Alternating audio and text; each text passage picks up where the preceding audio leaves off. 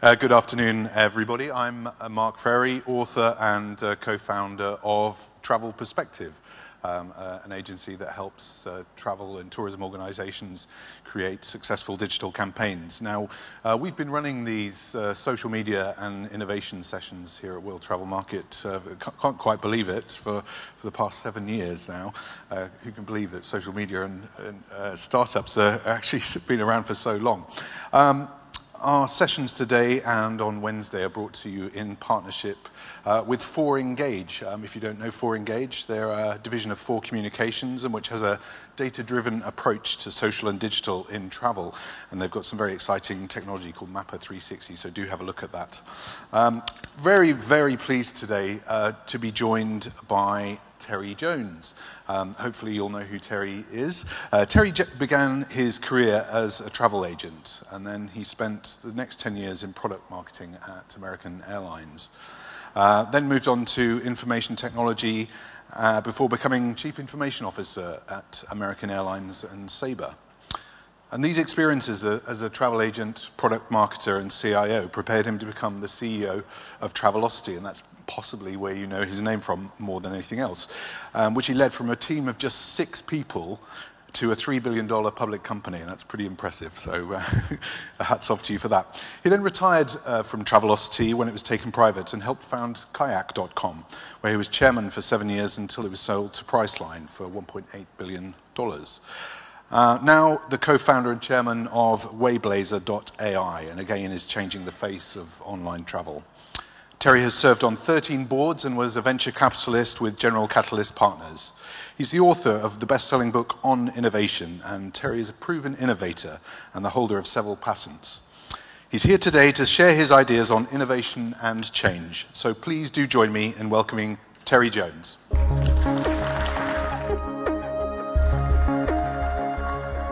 Thank you very much, and good afternoon, ladies and gentlemen. It's great to be here with you in London. I'm here to talk about disruption and innovation, about turning disruption off and turning innovation on. Now, as was mentioned, I've been going down this road of travel for a very long time. I started my career as a receptionist in a travel agency almost 50 years ago. And to show you how much things have changed, I actually made my first booking by telegram. That's how old I am. So things have changed a bit since then. We've seen disruption in the hotel business, the news business, and Limo, and certainly the travel business since that time. We're seeing disruption everywhere, and leaders are worried. They're worried about whether we can keep up with the pace of change. And I don't know about you, but I get up in the morning and I feel like that guy in the rocket sled, you know, that guy whose face is being peeled back by the forces of change. And by the way, I'm happy if you take pictures, but I will give you these slides at the end. So, you know, it's not just about innovation in your little part of the business. It's about what's happening around you that can catch you and disrupt you. Think about self-driving cars. We all talk about, well, it's going to disrupt things for truck drivers. But what about insurance? That business will be changed. These cars supposedly don't have accidents. Parking, you'll just send it home. Auto repair, most of them will be electric. Real estate, do we need parking garages anymore? Deliveries, are they to be automated? Hotels, well, I'm sure we might say, let's just sleep in the car, honey, and keep going, right? We don't need a hotel tonight. And healthcare, the #1 cause of emergency room visits are car wrecks. That's going to change. Billboards, are we going to ever look out the window anymore? Probably not, right? And even traffic cops. I mean, who do you arrest in the self-driving car? And will they actually speed, right? So all these businesses may be disrupted by this one change. So who is the enemy? If you're the big guy, is it Godzilla? Well, no, actually King Kong wasn't killed by a giant. He was killed by all those little teeny airplanes, right? So it's about how do you play whack-a-mole with 3,000 to 4,000 startups per year. I mean, look at the startups that are just unbundling hotels. And you can put up this chart for every part of the travel business. So I want to talk about a revolution. We went through the Industrial Revolution, and that was mechanical and electrical. Now we're in the digital revolution. And that's really about virtual and now neural. Virtual and neural are the new disruptors. So I want to talk about who and what is likely to disrupt you, and more importantly, what can you do about it? What can you do about it? So, you know, I started my career long ago. It was back in IT phase 1. That was systems of record. Systems that kept the books, that added up sales, that made reservations, and that used 5 megabyte disks that you had to lift with a forklift, right? And then the forces of digital disruption began. And I want to start with connectivity, because I think it's the most important force. It underlies most of the disruption that's going on. The internet, built for one thing, communications during a nuclear war, actually had a very different effect. Information found its freedom. Information escaped. Information's out there being beamed to us as consumers, and we are very empowered by that information. It created IT phase 2, systems of engagement. Systems where for the first time we can engage directly with our customers. Systems like, you know, Amazon.com and Macy's, and of course, Travelocity, Expedia, and the other OTAs. Now, you forget that at the beginning of the internet age, the information only flowed one way. It was a few characters up and a few hundred back. And that's why the first page of Yahoo looked like this, and the first page of Travelocity looked like that. And there was another reason. Remember that? It was slow. It was really, really slow. But even that limited connectivity equaled great opportunity. It disrupted music to a new business model, selling by the song, right? It disrupted maps that went digital and free. It disrupted books that went digital and cheaper. It disrupted encyclopedias that went digital and cheaper. Software is eating the world. It short-circuited traditional travel distribution, so as I was an agent, you know, the customer called us and we called the airline. And then we invented Travelocity, and airlines got websites, and customers started going direct to suppliers. And in a very short time in the United States, 18,000 travel agents went out of business. Now, interesting that 18,000 are still there, innovating and adding value. And of all things, my daughter is a travel agent after running 2 companies that tried to put them out of business, right? So there's still a place, but you have to be innovative. Now then the world changed again because users began to create information. And they made that information flow in 2 directions. And people started writing and selling and rating. My friend Rich Barton, who started Expedia and Zillow, says if it can be rated, it will be rated on sites like TripAdvisor. So buyers still share experiences, but no longer one-to-one over the backyard fence, now one-to-many over the network. And that's why we have 140 million hotel reviews at TripAdvisor. And no one goes anywhere without reading reviews today. Because social feedback builds trust. So purchase consideration used to come from marketing, but now purchase consideration comes from people who use and comment on the product. It's turned marketing upside down. It also, this two-way street, it's caused more disruption, right? Hotels went to sharing.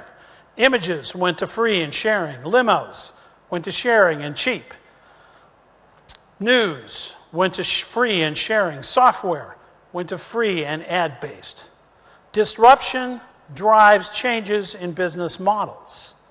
Mobility, another huge driver of change. 7 billion cell phones in the world. 5 billion of them are network connected. 50% of Priceline's bookings are now mobile. And we run into mobile-only products, right, like Hotel Tonight, only possible because we're always on and always connected.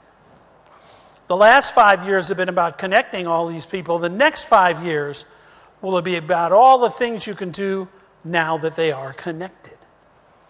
And I would add all the crazy things that they will do now that they are connected. So that little stream of data that was created back when Bill Gates was typing on a teletype is now a raging torrent from Internet of Things, from your watch, from your iPad, from your Mac, a raging torrent of data. That's where big data's come from. All these devices. And big data is really big, 2.5 quintillion bytes a day. Where do we put it? That drove the cloud. The cloud was driven by necessity, but also by innovation, because prices for processors and for connectivity and for storage fell like a rock, while capacity, computer capacity, storage capacity, went straight up. Now, all the cloud means is that instead of using our own data center, we'll use Amazon or Microsoft or IBM. Why is that important? Because the cloud is instantly available, insanely inexpensive, and infinitely scalable. And it's drop-dead easy. It's just easy, and that's why two guys in the startup today have all the computing power that was only available to a Fortune 500 company. That's a huge game changer. That's why startups are so powerful, because they have access to all this computing power. It's created new business models. Again, software as a service, platforms as a service, created because of the cloud. We're also seeing disruption by algorithm attacking big data. So Facebook News, not from editors, but from an algorithm. Could be good, apparently it's also bad, right? Half the New York Stock Exchange trades are algorithmic. Blockchain, the basis of Bitcoin, is nothing but an algorithm, but that algorithm will also change how we do contracts, may eliminate auditing. So disruption by algorithm. Algorithms driving change in how we maximize revenue using algorithms and AI. Sabre just introduced a product to do that. Now, as these technologies converge, they become more powerful. So if you take big data and add cloud and connectivity, you get the basis for IoT, the Internet of Things. 38 billion things will be connected to the Internet by 2020. I'm part of IoT. I had a paperclip-sized heart monitor injected into my chest a few years ago, and every night it sends my heart performance to the cloud. So I'm IoT. I think that's cool, right? But there'll be beacons, and already are, in airports that will serve you ads that are location-based as you walk through, beacons that will help with customer service. Your luggage is now on the plane. Go now to check in at the gate, driven by beacons. The Dubai Identity Tunnel that is doing facial recognition and allowing you to enter the airport and board using IoT, right? Checking bags, now happening with RFID and Bluetooth to further reduce lost bags. So IoT will also affect this industry in some interesting ways. If you put together big data, cloud, mobility, connectivity, you get the basis for robotics, because the robot no longer needs to have the brain on board. So you get first responder robots. You get this robot that lets Johnny go to school when he's sick. You get robots that take you on a tour of a self-storage facility. You get Connie, the robot we built for Hilton, to act as a concierge. Wayblazer helped with that construction. And now we're seeing Robo butlers delivering room service. In Japan, there's the robot hotel where the check-in counter, you can check in with a dinosaur if you like. Fairly odd, I think, but maybe useful, right? These same technologies power drones. Drones that are inspecting dams for safety, that are checking the smokestack for emissions, that are delivering ethical drugs on remote islands in the UK, that are fighting fires 24 hours a day because they never have to sleep, and even inspecting aircraft. So the next time you fly an EasyJet, you might see a little drone going around your airplane looking to make sure all the bits are still on the airplane and doesn't have ice on the wings. Drones are part of travel. Now let's go back to big data, because I think the rise of big data has the biggest implications for travel. 90% of the world's data created in the last 3 years. 80% of it is unstructured. It's blogs, it's posts, it's audio, it's video. It's dark data. It's digital exhaust. I've been an executive platinum on American for almost 20 years, since I left American Airlines. I always sit in seat 4F. They always offer me seat 6B. This isn't hard. This should be easy. But to them, they have the data, but not the knowledge.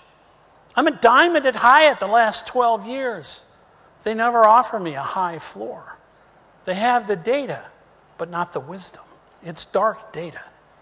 So this complexity of data equals a new opportunity. The opportunity to simplify. The opportunity to create IT Phase 3, which are systems of insight. Systems of insight. That's where AI comes in. Because we want systems that can make sense out of the data in which we are drowning. What are the basic components of AI? We could argue about them, but I think the important ones are the ability to understand natural language, voice, text, to accept visual input, images, video, live action, to organize and understand unstructured data, very hard for traditional computing. And finally, these are learning machines. Machine learning may be the most important component of all. They learn, they get better over time. It's the first computer that's worth more when it's old than when it's new. And as an old person, I really like that idea, right? And they offer advice. These are systems that can actually offer advice. So I believe that AI may well be the new UI. AI, the new user interface. Now, the part we're seeing a lot today is NLP, natural language processing, in chat. So many times it's a simple chat where you can ask a kind of an FAQ question. Those are pretty good. I tried this one at Amtrak the other day. I was actually looking for train schedules to where I live in San Clemente, California. It not only answered the question, but it also popped up the dialog box where I could book the train. I thought that was pretty slick, right? You can tweet at your hotel or text to get towels or room service. Another kind of AI-based system. But sometimes chat is not the highest and best use. I mean, look at this dialogue. Where are you going? Chicago, ORD, which airport? Acapulco, so on and so forth, back and forth. I'm sorry, that's not better than kayak. That's worse. It's too long and too cumbersome, unless I was using voice, right? Speed, this is another one I checked. Oh, I'll come back and give you flight choices in 2 minutes. 2 minutes? Travelocity would have been out of business, right? Has to be right now. Now, some of them are getting better. Here's a little better dialogue, and it has some choices. This is Expedia. Here's even better. This is Pana, right? A better dialogue and coming back actually with some results I can pick from. So mixing the old and the new. CWT has, you can even pick your avatar, and these people know travel policy. That's pretty cool. You know, HipMunk is reading your calendar as Google is as well, right? Lola, getting there, moving to business travel. Mezi, pretty interesting. And again, mixing in images. Although many of these are still fairly slow and sometimes have to switch from robot to human, right? Visualization, coming along pretty well. I mean, we're all worried about VR and don't go at all, but I think people are still going to travel and we're going to see AR and Go. We saw a lot of that with Pokemon Go. We're going to see more of that with the new iPhone 10, right? We're going to see more and more augmented reality, and I think DMCs would do well to work on augmented reality because people want to learn more about that pile of rocks that you walked them out to see that used to be amazing and now it's just a pile of rocks. Tell them stories, right? How about learning? Cars are a good example. When your 16-year-old son has a wreck, you probably have a very sharp conversation with him and he will probably not have the same wreck again. But what's more interesting is self-driving cars because when one has a wreck, all the other self-driving cars learn how to avoid that within a matter of hours. Tesla has 1.3 billion miles of learning. These cars are going to school 24/7, 365, and they're all sharing what they learned in a way that humans don't. So learning is powerful. We're going to see many more automated cars, and we're already seeing automated tourist buses, who I'm sure will soon be giving you the tour in audio and video. Here's how some of this works. Google started a project called ImageNet in 2009. They took 1 billion images. They hired 50,000 people to classify them, to say one was a pool and one was a hotel. Today, the system is smart enough that humans looking at those images have a 5% error rate, but the Google application has only a 4.8. So if you train something, it can get really, really good, right? So for example, at Wayblazer, my new company, for a large client who wanted to optimize images, we tested millions of images and lifted his hotel conversion rate 10% by presenting the right image to the right customer at just the right moment. Richer input is what AI allows us to have. So this is the dialog box on Travelocity today. It looks exactly like the one we designed in 1996. Where are you going and when? But the customer actually wants to go to an island with my family and play golf and have things for my kids to do. We want to understand traveler intent, and AI allows us to do that. It allows us to make the perfect product selection because we understand what they want. So at leading hotels of the world, we've implemented this. So you can search for a kid-friendly hotel in Ireland with golf. And that's exactly what you get. The Ashford Castle and the Alderi Manor have golf, but if we zoom in on that hotel, we can also see that it had children's programs. So this is not keyword search. This is a concept. A children program means kids' activities. It takes a while to teach a computer that one is equal to the other, right? And by the way, if you ask for a castle in Ireland, you'll still get Ashford Castle, but you'll note the picture is completely different. It's not about golf because you didn't ask for that. We also can have richer output. So we've taken millions of images at Wayblazer and used AI to scan that image and begin to understand the keywords. This is about a man, a woman, a sunset, and a pool. But then we run it through our very rich language processor and say, what's the concept of that image? The concept of this image is romance. So if someone wants a romantic vacation, show that image first. We've also done review analysis. So the keywords in these reviews are things like pool and lazy river and spa. But the concepts are water sports and outdoor activities. So if someone is searching for water sports, show them that review and don't make them read 1,000 others. So putting this together, you can provide better answers. The right hotel at the right description, the right image, the right opinion of the crowd, and the right opinion of the expert because they asked for a couple's hotel in Barcelona with a spa near the beach. And that's what they got. And when you do that, they buy. In a recent hotel implementation, we increased conversion 17% by showing the customer what they asked for and allowing them to ask for it. Now, if you put all the pieces together, it's kind of interesting what happens. You know, we know the average travel searcher searches 38 sites. They're pulling that arm on the slot machine trying to find the right thing over and over again. We're testing this now at Emirates Vacation. This is Wayblazer again. And you can see here, I think if I start the movie, yeah, there we go, that this thing is asking the 7 questions of travel. Where are you going? Who are you going with? When are you going? How much do you want to spend? And each time you ask a question, it's getting smarter. Oh, I want to go on my anniversary.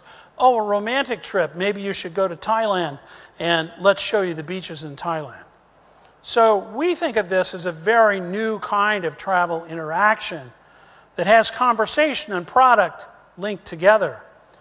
It can handle a pretty tough input. Hotels in Singapore for my anniversary near Emerald Hill, under 10,000, flying out of Dallas. Business class, a beautiful pool, starting October. That was the question. This is the answer. Guess what? Those are hotels near Emerald Hill, right? So it's what they asked for. I also think, and we haven't sold this product yet, but I want to, I can fix the airline slot machine. The slot machine is when you try to find how to use your miles. Terribly difficult. What if I could just say, what islands can my wife and I visit in February using miles? And this was the answer. That's doable. But nobody's doing it yet. We think we know how. Lastly, what if we change the conversation in a call center or a travel agent to something like this? I'm talking on the phone to my client there on your right, and I'm looking at a product like this one, and I'm kind of zoning in on what hotel they want, and I say, gee, Sarah, why don't you go to this URL, and I'll show you the picture of the hotel, the pool, and the room. There's no reason why we can't have collaborative travel booking today. But people are still booking travel like I did in 1970. When I say, well, thanks, I got all your information, let me send you something. The only difference is today we send it by email, and I used to send it by snail mail. But why not have a real-time conversation over the web? So I talked about 10 forces of disruption. I could talk about 10 more. And folks, if you don't like change, you're going to like irrelevance even less. We have to keep up with the pace of change. And I've learned in my years in IT that technique follows technology. Technique follows technology. We don't always know where technology will take us. But it will certainly take us to new business models. Uber, the largest limo company, owns no vehicles. Facebook, the largest publisher, develops no content. Alibaba, the largest retailer, has no inventory. Airbnb, the largest hotelier, owns no real estate. What do they own? They own the edge. They own the edge.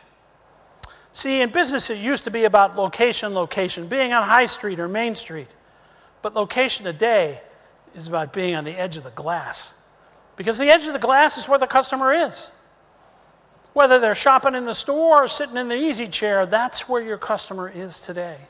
Apps rule the edge. Taco Bell just announced they get a 20% higher average order value from the app than from the store. Why? Well, because there's nobody behind you pushing you forward, right? You don't feel rushed, and you can read all the products instead of the 6 on the backboard. Waze has figured out a way to use the edge. You know, Waze is the traffic application. Now, if you're stuck in traffic, it says, you're going to be here 20 minutes. Do you want a donut? There's one right next door, right? And GM is doing the same thing, building Watson technology into cars to sell you products as you drive. That's the edge. Amazon is best at that. These Amazon Dash buttons are little Wi-Fi ordering buttons. You can stick them on your washing machine. Push the button and order Tide from Amazon. And now they're adding an API, so fairly soon the washing machine will order its own Tide whenever it wants from Amazon. And Brother printers are already ordering their own ink, and Britas are ordering their own filters. What a lock! Are you going to reprogram your Brita to order from somebody else? Doubtful. You'll just let it happen. Now, there are also platforms that masquerade as products. So the Nest thermostat comes in your home, but pretty soon it's controlling your door locks, your lights, your Wi-Fi system. It's a platform masquerading as a product. What's the biggest disruptor I'm seeing? It's this. It's voice. It's Google Home. It's Alexa. Listen to this for a minute. Alexa, order toilet paper. Amazon's choice for toilet paper is Angel Soft Bath Tissue. That's cool. Alexa, order a TV. The top search result for 42-inch TV is Saki SE43 543-inch 1080p LED TV. Should I order it? Yes. What's disruptive about that? When I go to Amazon today, I see 36 different brands of toilet paper down the center, across the top, on the right. When I use Alexa, only one. Only one. How will it cost? How much will it cost to be the only product on the shelf? How will it change Google from an advertising company to an OTA? Voice will turn this industry upside down again as much as the web did. Players will change. Marketing will change. The way money flows will change. Maybe that's why Jamie Dimon, the head of JP Morgan, says Silicon Valley is coming, channeling Game of Thrones. What do? Do we hide? Do we try to hold change back? It doesn't work very well. You know, Kodak invented the digital camera. They never deployed it. And the day Kodak went bankrupt, Instagram raised $1 billion. Photography didn't go away, Kodak did. They didn't change. From your perspective, it's a disruption. But from their perspective, it's an innovation. Disruption, innovation. Somewhere out there in Silicon Valley, there's somebody looking at your business saying, your margin is my opportunity. Your margin is my opportunity. They don't have MBAs. They have GSDs. They get stuff done. They're in a hurry, right? And they leverage OPA, other people's assets. Let me show you how it works using a Rubik's Cube. So this is Amazon's traditional business model, and then Jeff said, let's sell used books. People said, why would we do that? He said, well, look, we don't have to buy the book, store the book, ship the book. We don't have to finance the inventory or set the price. We'll just do these 4 things, add some amazing software. Fulfillment by Amazon is half their business, and it involves 0 assets.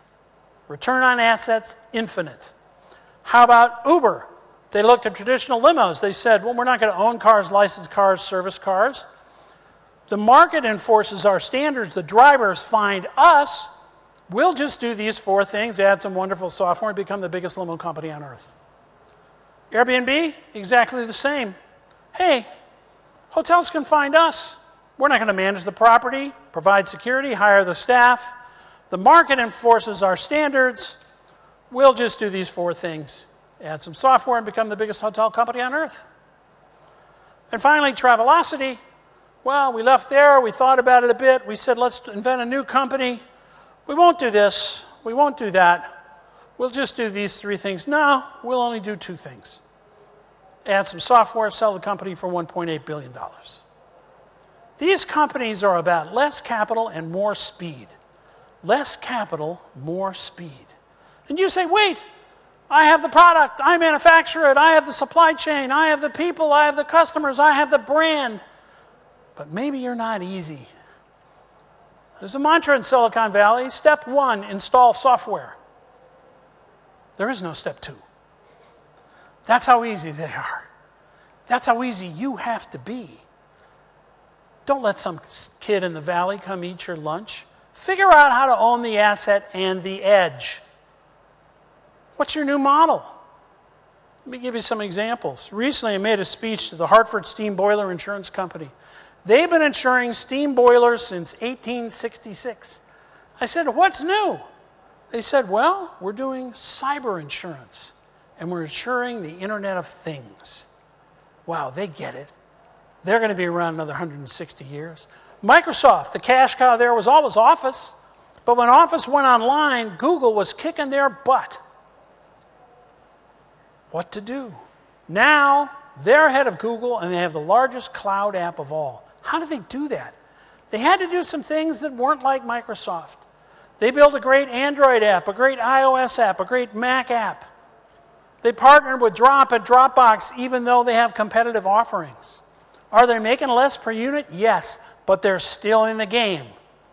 So to make these hard changes, you are going to have to do some things that are not comfortable. But innovation is about being uncomfortable. It's about feeling it right here and going, boy, this isn't easy. This is hard, right? I mean, I was very surprised when I checked into a Marriott hotel here.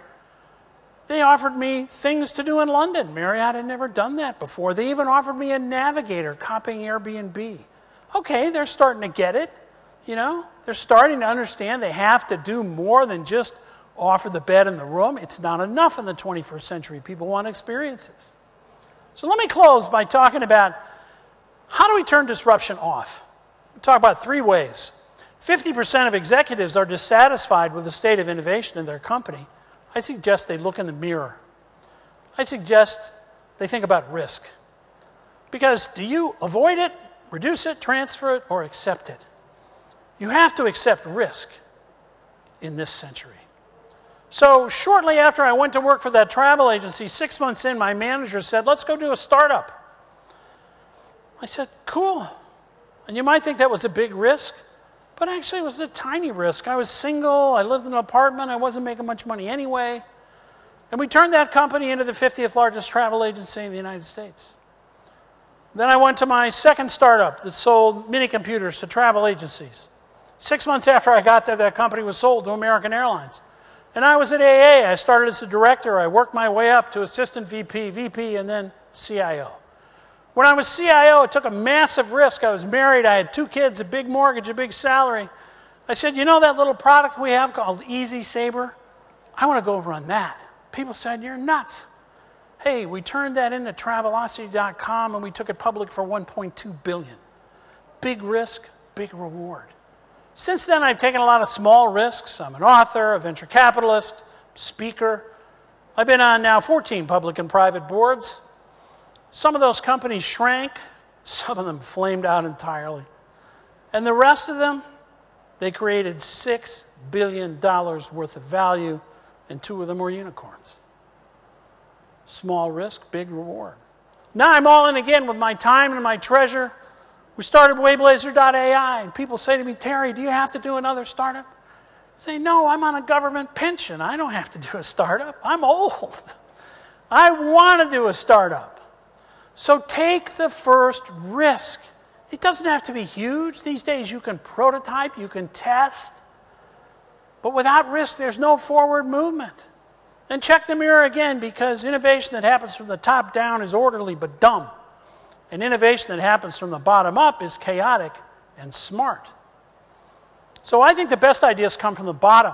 The idea of paging people when their flights were late, we invented in 1996. That idea came from someone in the call center. You have to have Sentries to listen to the customer. So at Travelocity, we had a phone booth in the hall. It was a symbol. Everybody in the company had to listen to 2 customer service calls a month. And at staff meetings, discuss 2 things. 1, have we fixed the defect that made the customer call us? And 2, what great new ideas did you get today? It caused everybody in the company to feel the customer's pain. And that is so important in businesses where you don't meet them face to face. Now at Kayak, we're a search company, and Paul, our CTO, said, no phone bank, but we do get emails. And we send the emails to the engineers. And you might think that's crazy because engineers get paid a lot of money, but our slogan is give the pain to the people who cause the pain. And it works. We went public with only 200 people because we were nimble. Our product became clay in the customer's hands. Kayak has the #1 mobile travel app on earth, 55 million downloads. But when we launched it, we thought it was about next flight out, a hotel for tonight. Turns out that people booked just like they did on the desktop, and nobody knew that 15 years ago. If we hadn't had short feedback loops, if we hadn't rewritten the product quickly, we wouldn't have 55 million customers today. And maybe you're trapped by how you make decisions. You know, everybody's envious of Silicon Valley and how quickly they decide, but there's only 2 guys. In a corporation, it works like this. You launch their idea out there, and marketing has a few questions, and IT's, well, they're really not sure they can build it. If you get past that, well, then service says, we can't fix it. Manufacturing says, I don't know what to do with it. And if you get through them, well, then they bring out the big guns because it's finance and legal, and, well, it's just game over, right? That's decisions in a big company. It doesn't have to be that way. Together, you have more intelligence, way more than those 2 guys in Silicon Valley. But don't say no. Your objective in the 21st century is to say yes. How do I get that idea across the finish line? How do we do this together and beat those guys in Silicon Valley? You have to say yes. Steve Jobs used to say, I love to go to car shows.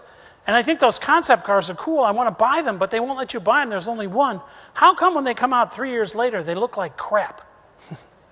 Because they went through the pinball machine, right? But he took phones that look like this and created phones that look like that. How did he do that? 2 ways. 1, unending focus on where he wanted to go. I'm sorry, I did it reverse. Clarity. Clarity of the output. And unending focus on getting there. Clarity of what you want, focus on getting there.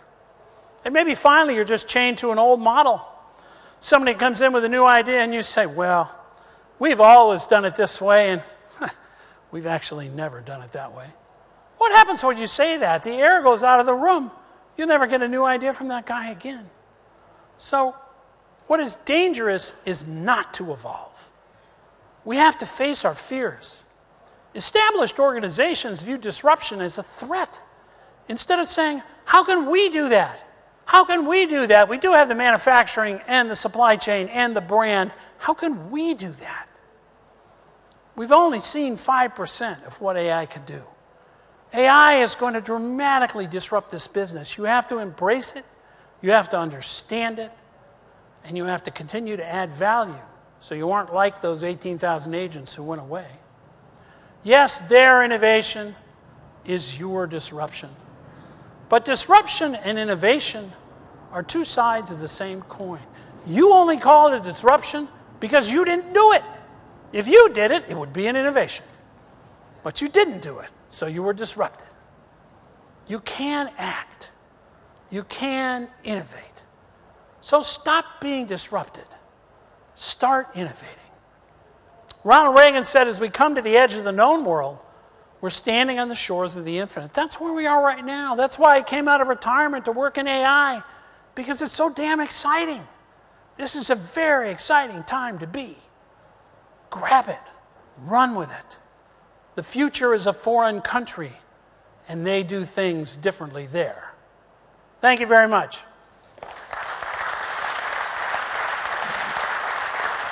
Thank you.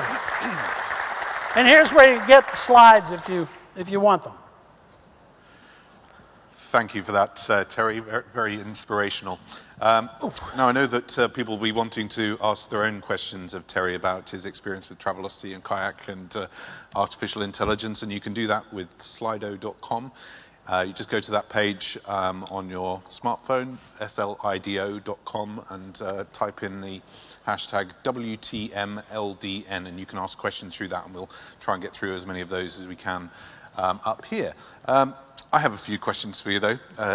Terry, first of all, if you're a travel company and you're not doing artificial intelligence, are you going to disappear? Well, I don't know that you're going to disappear. It's going to be a long change. But, you know, there was a quote in one of Hemingway's books. They asked a character, how did you go bankrupt? And he said, first slowly, then suddenly. And I think that's exactly what's going to happen. It will be a slow change and then bang. It's like today, if you're not online, you're dead, right? And if you're not in mobile, you're dead. It's going to be like that, and I think it will be even bigger and faster. Now, you talked there about how large companies need to sort of embrace that double-sided coin, the disruption innovation. I mean, how can large companies actually be disruptive, though? Is it about setting up their own sort of skunk works or investing in small startups that are interesting in their area? Yes. Both of those. Both of those things. I mean, look, Travelocity flew right in the face of travel agencies, which were our big business, automating travel agents, right? In order to get it done, and we have an alumni right here in the front row who was there with me, we moved out of the building, right? We decoupled from any corporate services. We hired from the outside. They're all things that are in my wonderful book on innovation. But really, you have to do that. You have to put the new idea in a greenhouse and protect it. Because corporations, you know, are like a human body. They create all these white cells, and they'll kill you and eject you from the body. So unless you protect the new idea, so investing in startups is one. Going to do what they call the Silicon Valley petting zoo, going out to the valley and seeing companies is another. Starting a skunk works is a third. All those are good ideas. But the biggest idea I talked about is taking risk. Large corporations were generally founded on a risky idea, but they don't take risk today. You have to go back to those days and say, I'm going to have risk. I'm going to control it. And maybe somebody who has a failed project, you promote them, right?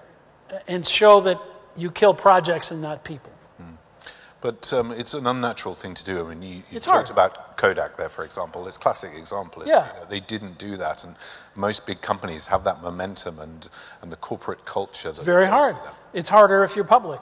You know, it's very hard. There are few public companies that have changed. But private companies can do it, and you know, most of the private companies here are private companies or government entities that aren't reporting results and can change. And even, you know, you look at somebody like IBM who's flipped over twice, maybe the third time. We'll see if they succeed or fail. Ginny's trying hard. It can be done, but it has to be done if you want to survive. You know, if you're just 3 years from retirement, maybe you're going to bail. But otherwise, you have to try to change. Yeah, yeah. So talking about disruptors for a moment, I mean, have you spotted any particularly in travel? I know you haven't perhaps had time to look around. Well, travel. No, I haven't. I just was there for a moment so far. But, well, I think, for example, I met with a company last night, very interesting. They're a DMC who's building great software to allow the travel agent to, book directly with the DMC. So what does that, if that piece of software, let's say, spreads, what does that do to the tour operator? Do we need a tour operator anymore in this day and age where I always thought the agent should talk directly to the guy in Kenya? Why do I need intermediaries anymore? So I think there's a threat there. I think the whole sharing concept will continue to grow. I think self-driving cars will change the way people experience a vacation. And they may not stay in hotels, and they may get much more tour information locally. So we're seeing people doing those kind of things. I think AR will be quite big in travel, augmented reality. I'm seeing some startups there. I haven't seen anything else yet that's like blowing my doors off. Except I think, I guess lastly I'd say, I believe that voice and chat will continue to grow. And we'll see more and more and better interactions than we have today by using those tools. I thought one of those interesting points that you made in there, though, was about voice, and you're only going to have one result come up through Alexa or Google Home, and that's going to throw travel marketing I think it's a out of huge the window. change. I think that, obviously we have the Amazon Echo Show and kayaks on there. Nobody's really using that much with a screen. That'll help. But it's going to give tremendous power to the people who control those gateways. Yeah, yeah. Thanks for your questions, and do add more to come in. I think the bottom one is actually quite relevant. You're talking there about intermediaries.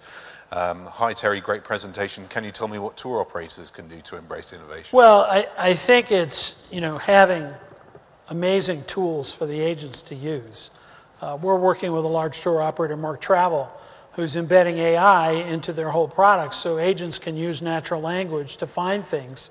It was great. We had this one older travel agent woman. She said, well, I don't need that. I always recommend the same hotel. Oh, I did have a question last week from a customer. They wanted a hotel in Cancun with a basketball court. And we're there in front of all these people, and we asked the system, and we were terrified. And they actually found one.